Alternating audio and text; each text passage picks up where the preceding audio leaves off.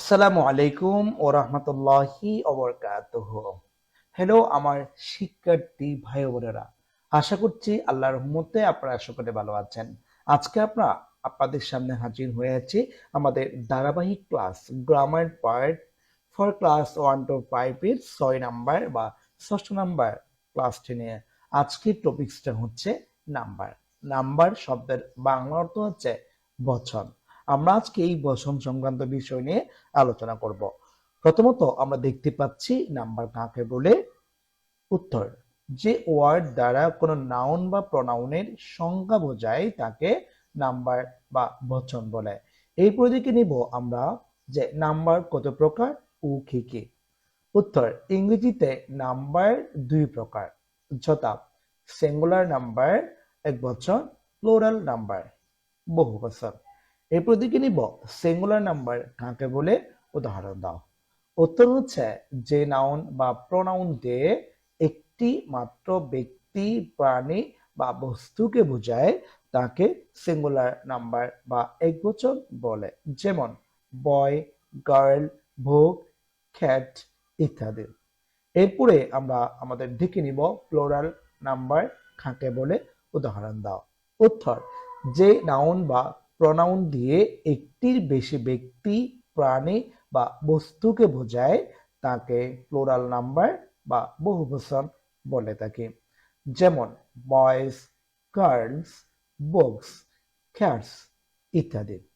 তাহলে আজকে আমরা এখন 7 নাম্বার, আমাদের 4 নাম্বার যে প্লুরাল নাম্বার কাকে বলে সেই বিষয়টুকু দেখে নিলাম। এরপরে 5ম নাম্বারে আজকে আমরা দেখব নাম্বার পরিবর্তন করার নিয়মগুলো লেখা বা কিভাবে আমরা পরিবর্তন করব সেই বিষয়টি নিয়ে। চলুন তার আমরা দেখে নিই।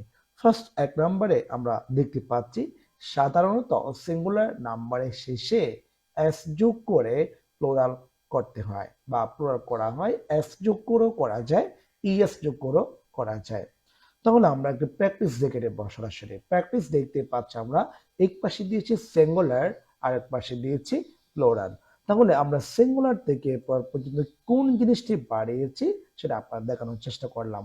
যেমন এখানে প্রথমত যে 1 নম্বর আমরা দেখতে পাচ্ছি যে এখানে লিখে আছে বয়। তাহলে এখন এই বয়টা আমরা, এটা হচ্ছে সিঙ্গুলার আর এটা হচ্ছে প্লুরাল। তখন সিঙ্গুলার থেকে পরে আমরা কি করলাম, এখানে একটা এস যোগ বাড়িয়েছি কারণ এই শব্দটাই, অর্থাৎ যে আমরা এখানে নিয়ম আছে কতগুলো ব্যতিক্রম নিয়ম, নিয়মগুলো আমরা ক্রমান্বয়ে আপনাদের জন্য ক্লাস সাজিয়েছি। এরপর আমরা এখানে দেখতে পাচ্ছি বল, এখানে এস যোগ করেছে, এখানে ক্যাট রয়েছে, এক্স যোগ করে ক্যাটস হয়ে গেছে। ডগ ছিল কুকুর, ডগস হয়ে গেছে। আর এখানে ক্যাপ বা কাপ, কাপ তো পেয়ালা, আর এখানে কাপস করেছে। অর্থাৎ এখানে আমি আপনাদের বোঝানোর চেষ্টা করতেছি যে যে সিঙ্গুলার থেকে পুরা করার জন্য যে সিস্টেমগুলো রয়েছে, যে নিয়মগুলো আছে, সেই নিয়মগুলোই আপনাদের ধারাবাহিক শেখানোর জন্য চেষ্টা করব।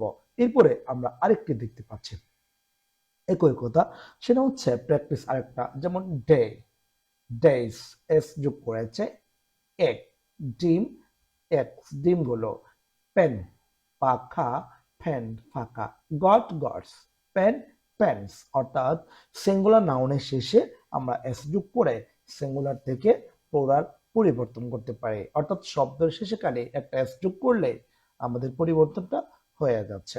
তো আজকে এখানে সমাপ্ত করছি। আমরা পরবর্তী ক্লাসটি অবশ্যই নাম্বার নিয়ে আলোচনা করব। নাম্বারের যে কতগুলো মোস্ট ইম্পর্টেন্ট আমাদের শিক্ষার্থীদের জানা উচিত এমন কিছু রুলস আমি পরবর্তী ক্লাসে আপনাদের সামনে উপস্থাপন করব। তো এই পর্যন্ত সবাই ভালো থাকবেন, সুস্থ থাকবেন। আসসালামু আলাইকুম ওয়া রাহমাতুল্লাহি ওয়া বারাকাতুহু।